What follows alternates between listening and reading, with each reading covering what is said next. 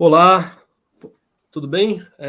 A gente vai hoje fazer um episódio falando sobre geração de demanda no B2B, do conceito à prática. A ideia é que a gente, de fato, pegue um monte de coisas que, digamos, são conceitos talvez novos para algumas pessoas e aterrize para como isso, de fato, é aplicado na realidade de negócio de diferentes empresas. Bom, eu sou o Gabriel, estou aqui com o Davi e a gente vai falar um pouco sobre geração de demanda. Então, Davi, para começar, a gente sabe que no mercado existe digamos, um conceito bastante espalhado, que é como gerar mais leads, geração de leads. Você tem, às vezes, até vagas procurando pessoas para gerar leads. E eu acho interessante porque é uma coisa muito buscada no mercado, né? Geração de lead. Me fala um pouco qual que é a diferença entre geração de lead e geração de demanda. Fala aí, Gabriel. Beleza? Olá, pessoal. Então, né? É até engraçado que a gente está com esse nome, geração de demanda do conceito. A prática é o nome do episódio, porque a gente estava justamente pensando assim, né? Como é que a gente vai dar o nome ao episódio? E acho que o grande ponto é justamente tentar trazer para essa aplicação prática o que é geração de demanda, né? E o que isso quer dizer? Como que geração de demanda é traduzido em ações práticas que são desdobradas em receita. Então, eu acho que essa, na verdade, é a grande diferença entre geração de demanda e geração de lead. A geração de demanda, ela traz mais receita de forma sustentável e ela é muito mais alinhada às estratégias de negócio do que a geração de lead. Por quê? Porque a geração de lead ela tem uma métrica principal, que são o número de leads, e ela ignora, né, na sua premissa, alguns aspectos importantes, né, principalmente para o B2B. Quando você tem no B2C, né, que você tem um mercado que é grande, um produto extremamente comoditizado, você não tem muita diferença em quem compra, né? A ideia é comprar, né? Você vai ter aí a sua experiência pós-venda, vai ter recompra, ok. Porém, no B2B a gente sabe que não é bem assim, né? Você tem, são ciclos de vendas mais longos, né? Você tem hoje cada vez mais instaurado, justamente pelos contratos serem altos, né, a venda recorrente, né? Então você tem toda uma ideia de aquisição, uma ideia de retenção, uma ideia de melhorar a experiência desse usuário para maximizar o seu LTV. Então, por conta disso, você tem que começar esse processo de educação, né, por meio do marketing, não por meio de vendas, né, e tentar identificar quem é o seu melhor ICP, quem é o seu melhor cliente, né, aquele que você entrega mais valor, né, e com isso você otimizar as ações de marketing para atrair. Né? Isso é basicamente a geração de demanda, porque você está trabalhando a educação, né, para atrair aquela pessoa que você sabe que vai receber, né, mais valor pelo seu conteúdo e, consequentemente, você vai ter um LTV maior, você vai ter um menor churn, né, trazendo um pouco para o conceito do SaaS, né, e tudo isso vem por ações de educação e qualificação. Daí que vem a geração de demanda. A captura, né, ela é um pouco, até que a gente falou no último episódio, ela é um pouco da performance por si só. É como se você estivesse trabalhando ali num campo bem, bem baixo mesmo, de funcionalidade, de prática, brigando naqueles 5%, né? Relembrando novamente aquela pirâmide invertida dos 95% dos 5%. Caso você queira uma explicação um pouco melhor, vale ouvir o episódio 1 da série. Né? Mas então, ali você trabalha a ideia de capturar a demanda. Porém, em cima, os 95% você está gerando a demanda que, consequentemente, em algum momento, isso é lógico, porque é um funil natural, não é que nem no B2C, que você tem compra por impulso, né? Então é um funil natural, em algum momento ele vai chegar no 5%. Então é mais ou menos essa a ideia. Legal. E eu já falando sobre geração de demanda versus geração de lead, eu já vi algumas pessoas falando, pô, então quer dizer que eu não, assim, eu preciso gerar o lead, assim, uma hora eu preciso ter o contato daquele possível cliente, né? É claro que uma hora esse contato vai acontecer, é claro que uma hora você vai ter o e-mail, etc. Mas acho que tem muito a ver com o que você falou, David, de qual no final do dia é o objetivo, né? Se geração de lead é o objetivo, se você tem um profissional que você tem lá no job description da pessoa gerar lead, assim, é aquilo, se você tem como KPI gerar lead, cara, aquele KPI é o que vai nortear as ações, né? E se na geração de demanda o que norteia é gerar mais negócio, né, que no final do dia é o que todo mundo quer, você muda totalmente a forma de atuar, né? Sim, não, exatamente. E é engraçado que a gente fala muito de geração de demanda, né? Eu falo muito no LinkedIn, você também. Mas assim, isso não quer dizer que não é uma estratégia de estimação, né? São as coisas, elas funcionam, né, por algum motivo. Quanto maior é o seu mercado, menor é o seu ticket, mais produtizado é o seu modelo de negócio, mais a captura de demanda faz sentido. Por quê? Porque você vai ter uma demanda de mercado natural, sabe? Tipo, aquilo ali é de tão fácil absorção, é de tão fácil entendimento por meio do consumidor, que aquele produto faz aquela coisa, que eu preciso daquele produto naquele aspecto, que você não tem necessidade de ficar constantemente educando, né? Então, é basicamente o que a gente vê no B2C, né? Então, você vai ter que trazer para a venda por outros elementos, né? Que não sejam necessariamente o convencimento, a confiança, porque você sabe que, de certa forma, o cara sabe para que funciona aquilo. Só que, quando você trabalha a ideia de contratos maiores, né, com ciclos mais complexos, né, você tem que, de fato, trabalhar elementos que, se você fizer uma captura de demanda por si só, você não vai ser efetivo, né? Então, eu trabalho com clientes diferentes, projetos diferentes, todos eles dentro do âmbito do B2B. Uma das primeiras coisas que eu faço é identificar o mercado, né, identificar o modelo de negócio para entender a proporção de geração de demanda e de captura de demanda. Então, assim, não temos estratégias de estimação, né? A gente, como marqueteiro, a gente, como, enfim, estrategistas de negócio, a gente tem que pensar em qual é a melhor forma mais rápida, né, de alcançar receita sustentável, que também não adianta trazer o lead errado para que depois de 2, 3 meses perceba-se que, não, eu comprei por impulso, não era o que eu queria, e isso vai trazer um churn para dentro da empresa. Sim, com certeza. Não, e no final, assim, acho que importante também voltar um pouco atrás, né? Você mencionou o episódio 1, acho que vale a pena todo mundo voltar a escutar o episódio 1, mas só para conceitualizar um pouco mais a captura de demanda, né? Você tem ali o clássico número 95 versus 5%, né? Dos 95% do mercado, 95% do mercado que não está pronto para comprar nesse momento, não está de fato pesquisando uma solução, não está de fato olhando para uma solução, e você tem os 5% que já estão, né? E aí esses 5% é de fato onde você pode fazer aí sim ações táticas para capturar essa demanda, né?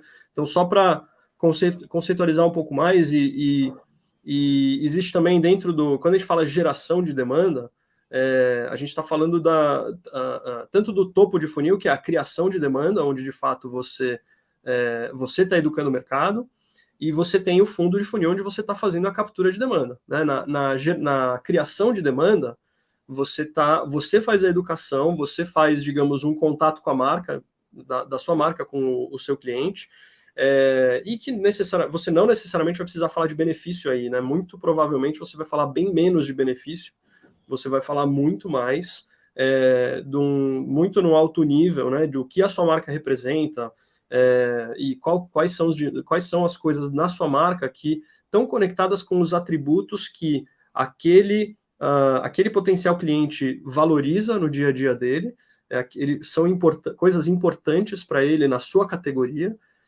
e aí, conforme você vai descendo no funil, e aí você tem sim já um prospect mais pronto para comprar, aí você usa ações de captura de demanda, né? Mas aí, só para estender um pouco mais, né, e aprofundar um pouco mais esse conceito, Davi, me fala como que você vê a diferença, e qual que é a diferença entre demanda de mercado e a sua demanda? Como que você atua sobre esses dois tipos de demanda? Show, Gabriel. Cara, excelentes pontos, e assim, e não é rasgação de seda, não, mas essa visão ela é muito, muito boa, e eu falo só uma frase quanto a isso: thanks, April, porque, de fato, assim, para quem não conhece o conceito da April Dunford, assim, vai estudar, porque é um pouco disso que a gente está falando, só que a gente está trazendo para uma aplicação prática, mas, assim, há uma lógica por trás. Então, entrando um pouquinho aí na pergunta do Gabriel sobre demanda de mercado e a sua demanda, a questão também já fazendo um paralelo com uma das coisas que a gente fala lá no LinkedIn, que é Brand Performance, né?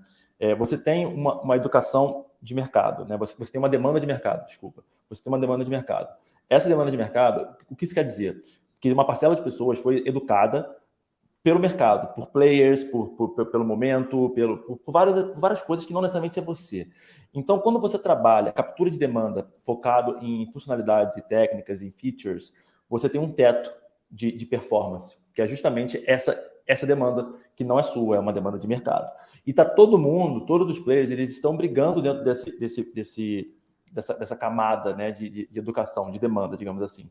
Como é que você quebra, como é que você fura essa demanda de mercado e, de fato, começa a criar a sua própria demanda, né, por meio da marca? Não tem outra forma, entende? Porque, assim, então, é daí que vem a questão do brand performance. Então, você vai começar, de fato, educar, né, a sua audiência com o seu posicionamento único, que é basicamente o que o Gabriel acabou de mencionar no passo a passo, que eu reforcei que tem alguns elementos que a gente pega lá da April. Você começa a educar para que o seu consumidor consiga começar a enxergar o mercado pela visão, pela ótica da sua marca, e aí da sua empresa, né? E quando ele, né, começar a caminhar para os 5%, não necessariamente entrar nos 5%, você já tem um alto nível de consideração. Então, o que acontece é que você vai chegar nesse 5% com vantagem competitiva. E aí você muda um pouco a lógica do funil. O cara ele não vai chegar no funil para o seu concorrente. Antes dele chegar no funil, ele talvez já tenha algum tipo de conversão espontânea, né? E já entrando um pouco nesse âmbito das conversões espontâneas, até aqui trazendo para o Gabriel também dar uma comentada, é onde também mora um pouco da crise das atribuições, né, que você não consegue fazer uma mensuração completa. Mas eu diria que é mais ou menos assim, a forma que eu vejo. Legal. E acho que é legal isso que você falou para mim, a palavra-chave em relação a tudo que você falou é consideração.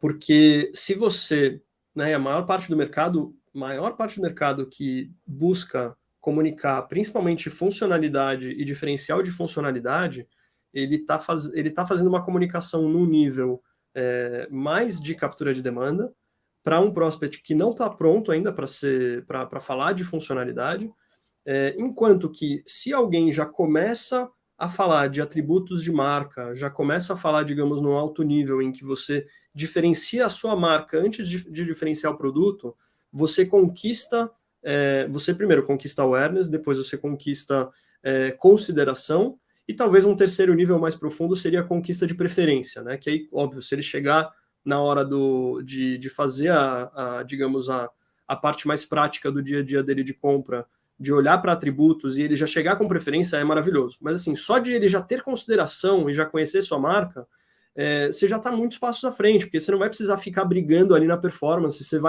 não vai precisar gastar rios de dinheiro com performance, porque você está pagando um bid super alto para você concorrer com num mercado saturado, um monte de outros concorrentes que estão buscando também comunicar funcionalidade, né? Então você sai na frente, você começa a fazer uma educação muito anterior e você sai na frente na hora da comunicação e na hora da comunicação da captura de demanda, né? Bacana. Não, é isso. Vai falar uma coisa? Vai continuar? Não, eu ia já emendar a pergunta da atribuição, do Dark Funnel atribuição. Então já. Tá, deixa eu só pegar uma água ali que eu esqueci, deixei na mesa ali do lado. Vai lá.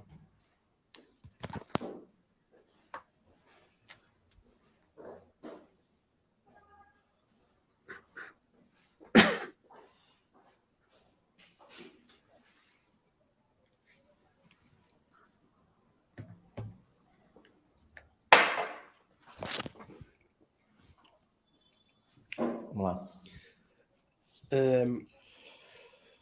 Davi, então, considerando tudo isso que a gente falou, né, você falou um pouco de atribuição também, e esse ponto de atribuição ele é muito importante olhando para todo o universo de geração de demanda.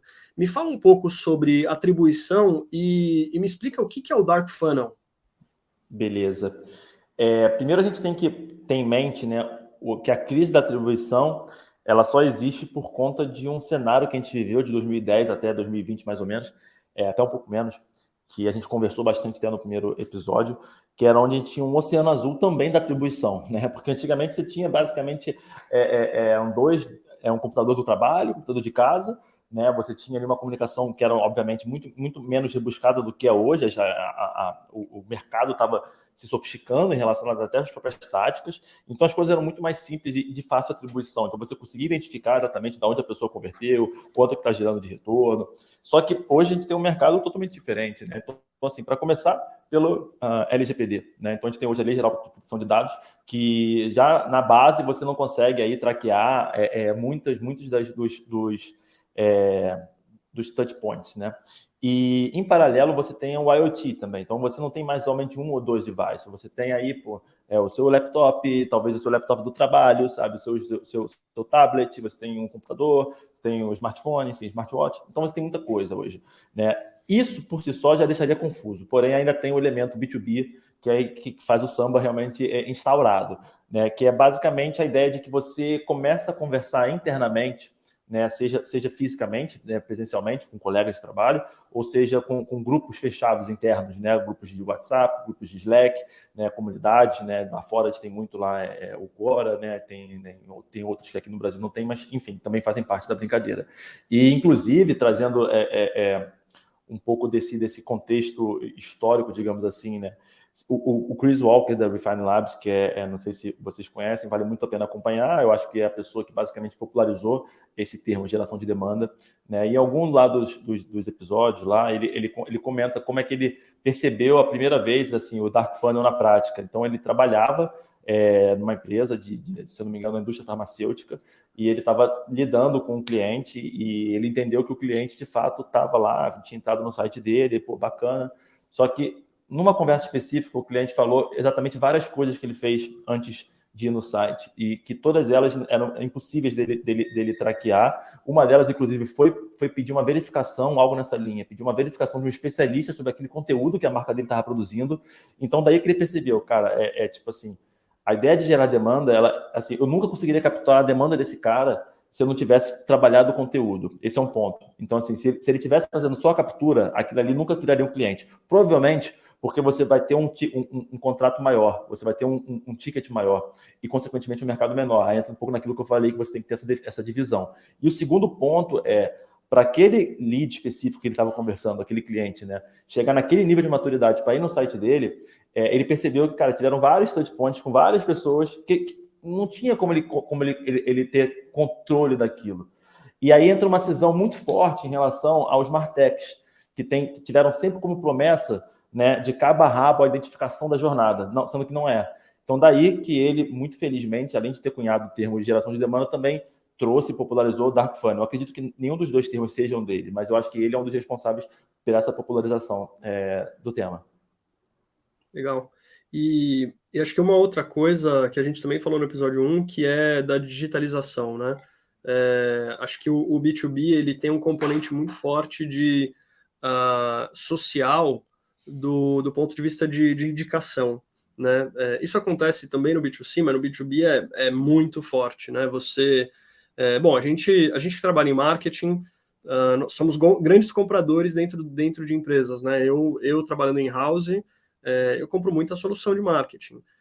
E, cara, a primeira coisa que eu olho é sempre social. São sempre meus pares, sempre converso com pessoas no mercado. E isso é verdade para todas as categorias. Eu não estou me colocando como a persona e é assim para o mercado todo. É assim para o mercado todo porque todo mundo valoriza esse contato pessoal, né?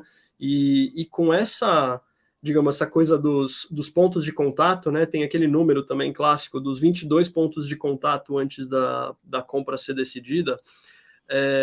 Quais são esses 22 pontos de contato? Você nunca vai conseguir mapear todos eles, e se você tiver mais ou menos uma ideia de quais são eles, essa jornada não é linear, né? Esse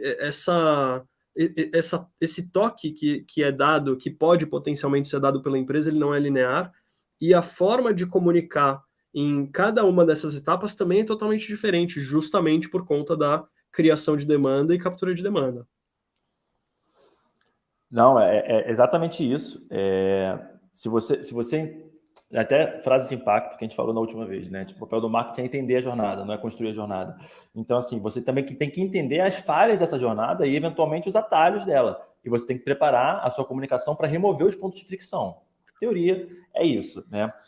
Mas uma coisa que você trouxe, Gabriel, que é super interessante, lá nos pilares, né, de geração de demanda, que é basicamente educação, qualificação e confiança, né, dentro do frame, né, de metodologia de educação, tem um material que eu gosto de trabalhar muito, que é justamente tentar trabalhar a mente da persona decisora, não da persona decisora, perdão, da persona campeã, aquela que vai trazer a sua consideração internamente. Porque dentro dela, conforme você falou, né, você avalia várias soluções, enfim, softwares para você trazer in-house para você. Tem um componente seu que sabe que você tem uma responsabilidade, Gabriel, como head de marketing, né, que você não pode trazer a solução errada. Você tem daí que vem a confiança.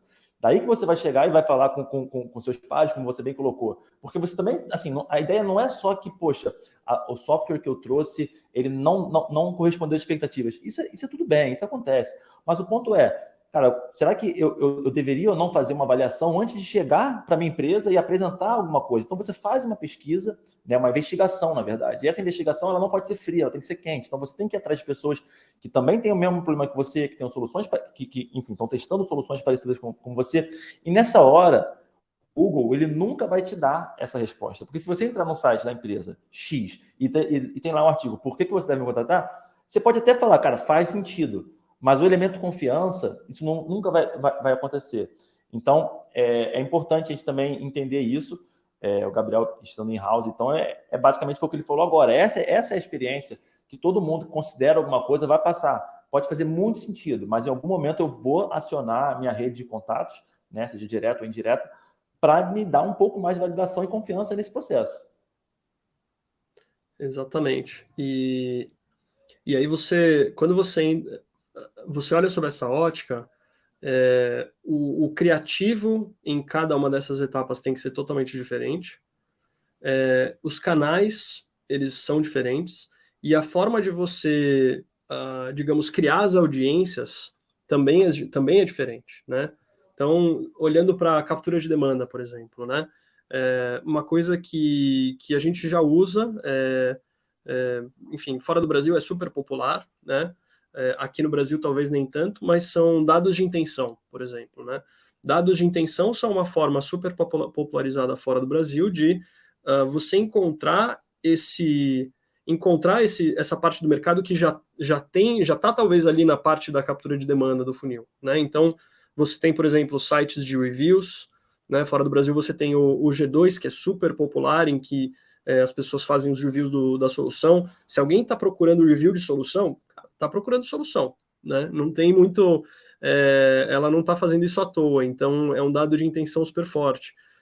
A pessoa que está buscando conteúdo e entra em sites e está buscando se educar, ela também, digamos, demonstra intenção. E essa intenção, ela pode já ser demonstrada por essas ferramentas, né? Então, por exemplo, outra ferramenta de intenção é a Bombora, que também é famosa fora. Tem a ZoomInfo também, cada uma com sua forma de capturar os dados, né? E aí, quando você consegue montar essas audiências, né? E aí, assim, eu estou falando aí de third-party data, né? Todos os dados que não são seus da empresa. E aí você tem o first-party data, né? Quem entrou no seu site. Aí o retargeting entra como, né, a forma de você impactar essas pessoas que entraram no seu site. Então, se você consegue ter uma boa composição entre first-party data e third-party data em relação à intenção de compra, aí você faz uma comunicação, aí sim, de funcionalidades.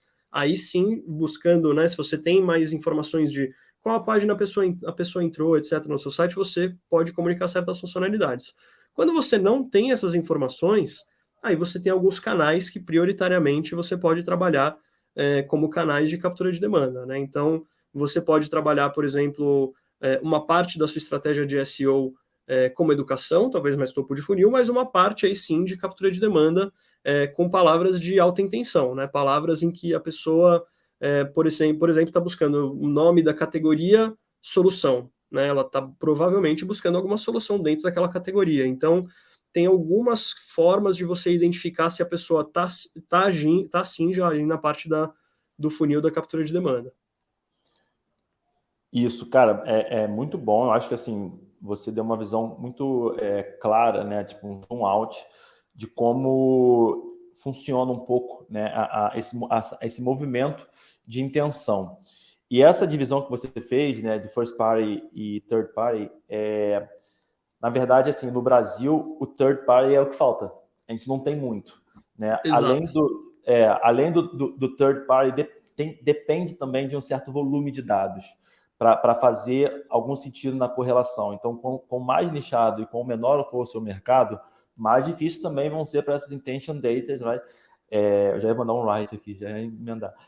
Mas o que acontece também é que você tem uma língua, o inglês como língua falada, ele, obviamente, ele é muito maior do que os Estados Unidos, né? Você está falando, então o volume de dados gerados na língua inglesa é muito maior para eles conseguirem fazer esse tipo de intenção. Mas trazendo um pouco para a nossa realidade, né, e o que eu quero dizer é o seguinte, não somente na nossa realidade em relação ao Brasil, mas eu digo até com os volumes de tráfego um pouco mais modestos, às vezes o volume o budget também mais modesto, né? Porque essas ferramentas elas são caras, elas não são baratas, além de elas não estarem 100% comprovadas em termos de tática, porque eles ainda estão de muitos testes e experimentações, elas são caras.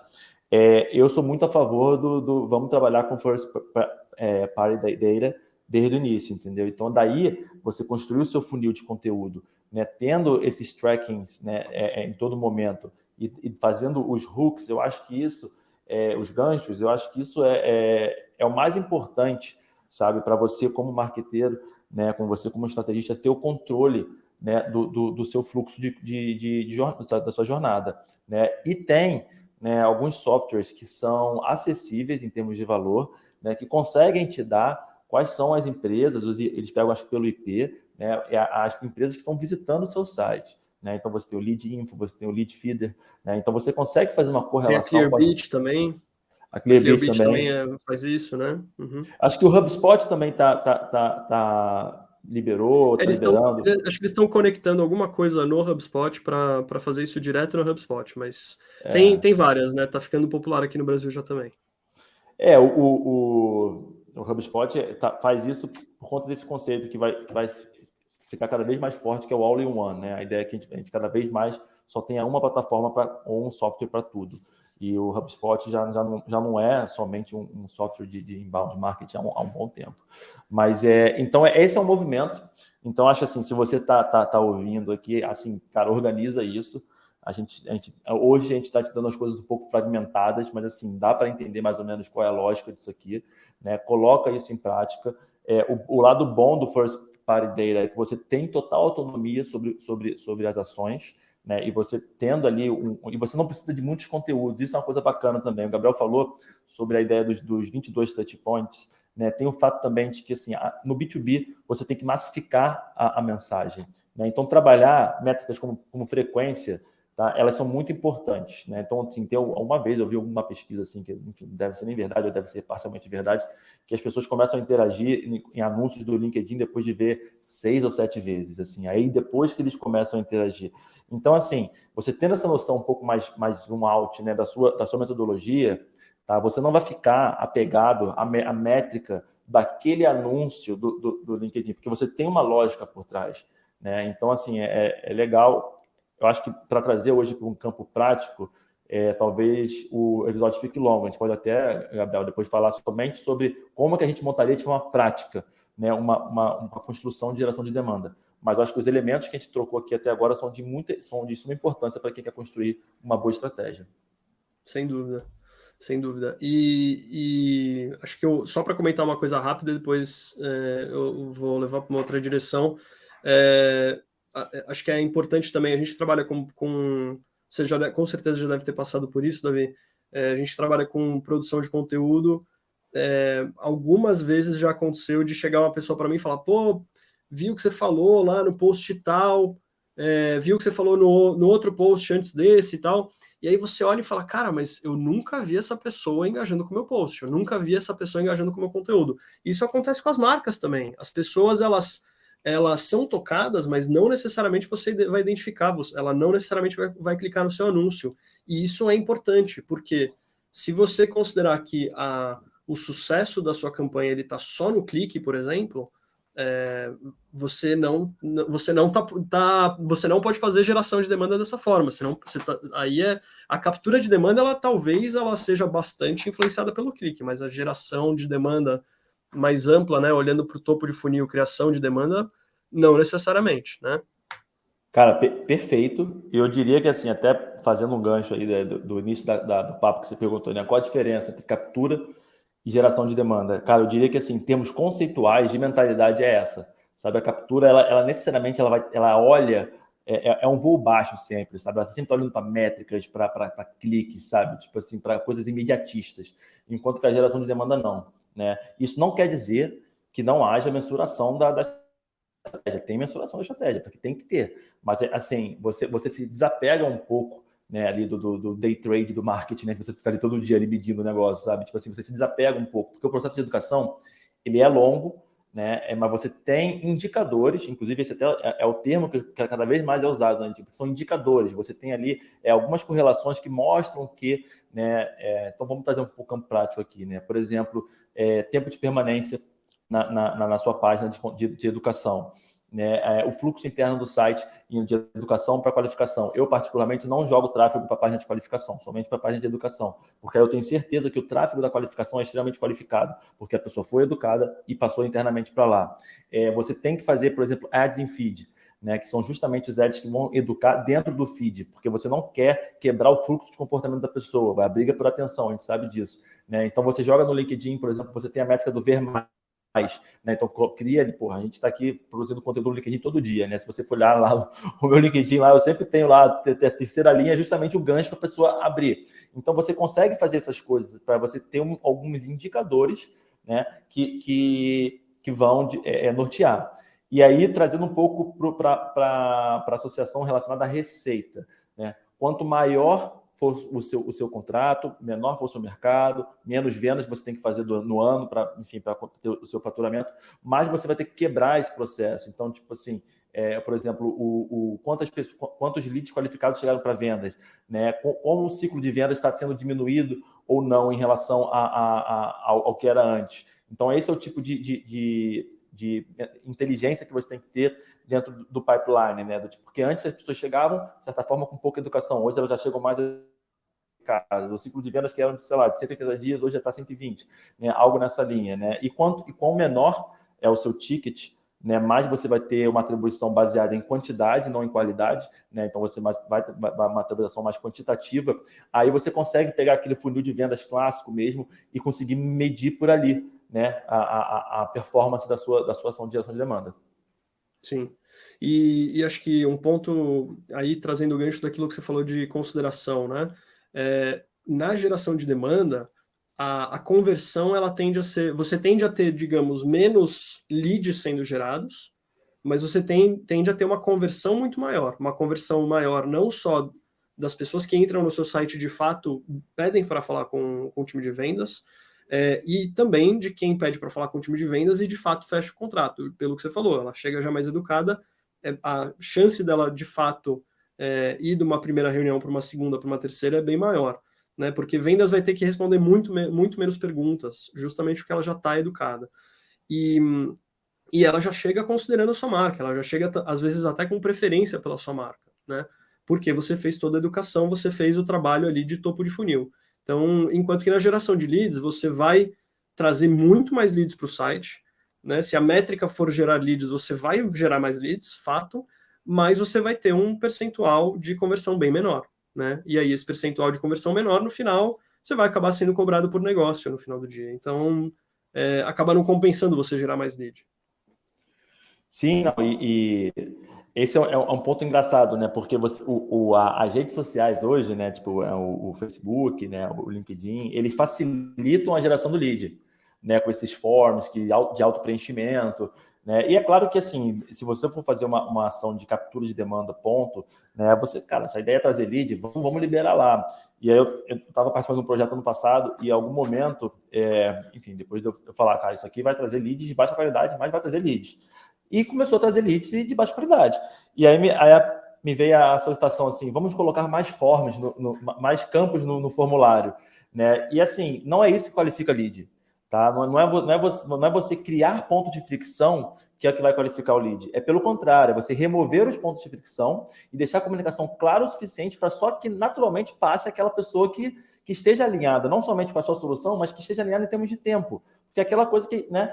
Com toda certeza, em algum momento, eu vou querer usar esses aplicativos, esses softwares, essas soluções de intention data. Eu vou querer usar em algum momento, só que não é agora, né? Então, assim, então não adianta né? Eu até acho que eu comentei isso contigo, né? Acho que tem 2 semanas atrás, ou 3, eu não sei. Eu cheguei a entrar num desses sites e tinha lá os valores lá, e, sei lá, tipo assim, começando em $10.000 por ano, uma coisa desse estilo. Cara, perfeito. Comunicação deles para qualificar. Eu não cheguei lá e não agendei um call com o time de vendas. Eu poderia ter feito isso, digamos que eu estivesse muito propenso a fazer um teste, sabe? Aí o cara ia falar, porra, $10.000. Aí eu falo, cara, não tem nenhum projeto que tenha esse budget hoje, sabe? Então, assim, salvou o meu tempo, salvou o dele. Então, a performance do time de vendas de lá, com toda certeza, ela é mais eficiente. Porque o cara que clica e chega, né, é um cara que sabe que, porra, já tem ali um valor ancorado. E mais, se você, porventura, entende que tem muitas pessoas entrando no site, sendo educadas e qualificadas, chegando na página de precificação, que eu acho que sempre tem que ter, né? Seja no modelo mais SaaS, mais classicão, você bota Tier 1, Tier 2, Tier 3, ou um modelo um pouco mais complexo, onde você explica a sua precificação. E aí as pessoas não convertem, talvez você tenha um problema de preço. E aí já foge um pouco da atribuição de marketing e de vendas.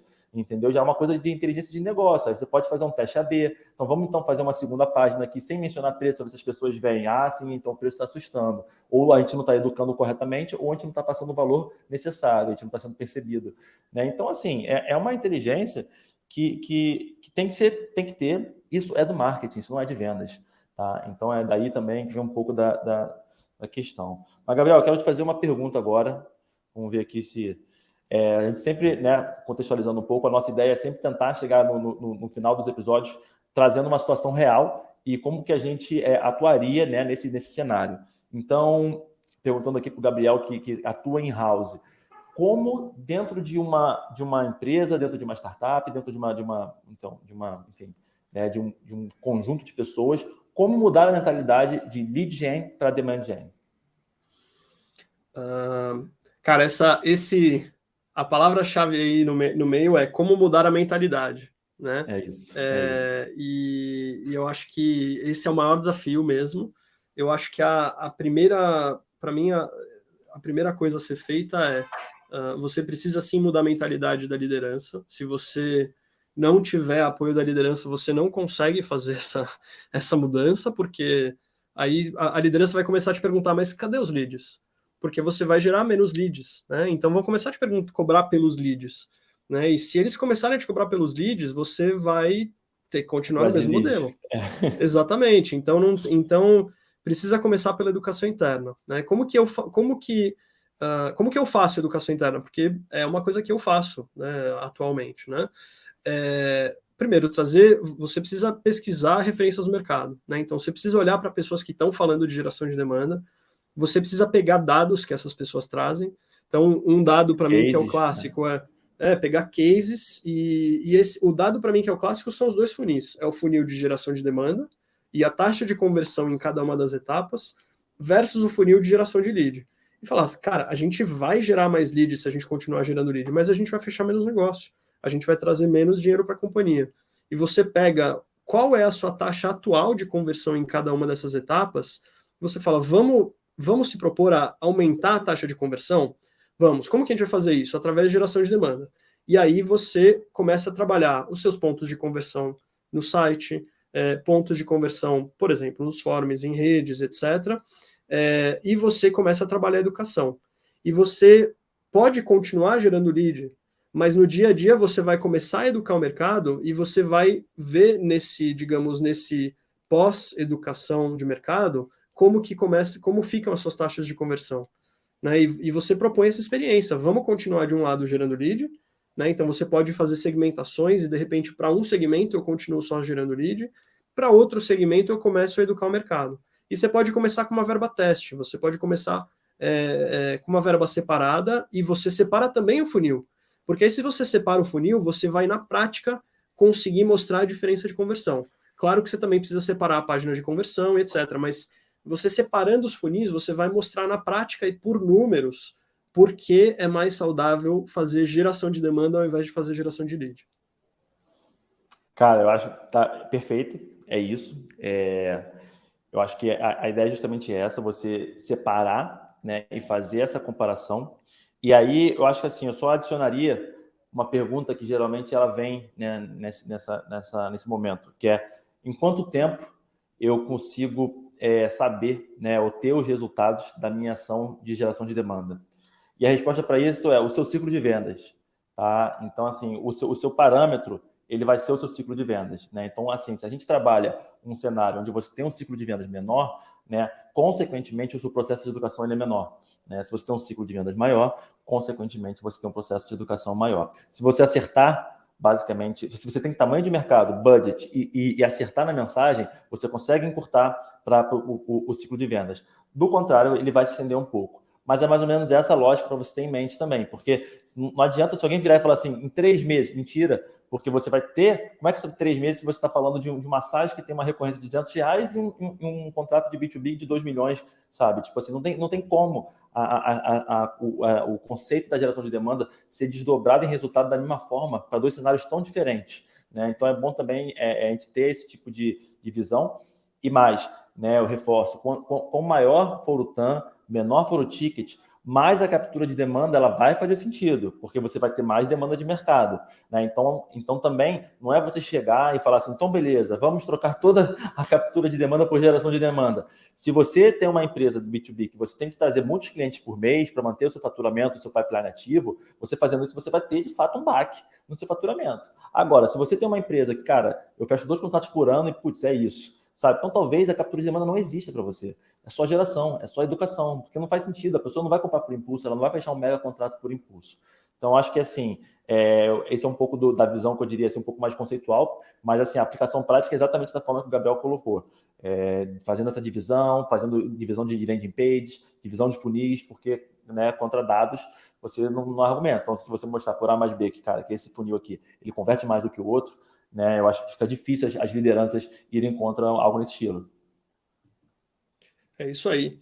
Bom, eu acho que a gente falou bastante sobre esse tema e eu acho que tem uma coisa que é super importante para antes de você pensar em começar a botar a mão na massa em geração de demanda, já falando aqui das nossas cenas dos próximos capítulos, a gente no próximo episódio vai falar em marketing B2B, desde o TAM até o go-to-market, né? Então, desde do planejamento aí, olhando para o mercado, olhando para, enfim, todos os aspectos que são necessários de serem planejados para ir planejar o go-to-market e levar para a prática no dia a dia mesmo, né? Então, fiquem com a gente, escutem esse próximo episódio e obrigado, Davi, valeu pelo papo. Valeu, Gabriel, obrigado a todos aí que ficaram até o final, e é isso aí, aqui a nossa ideia, só reforçando, episódios curtos, porém objetivos. Então, se você gosta de atuação prática, não perca o próximo, porque mais prático do que isso, eu acho difícil. Valeu, Davi.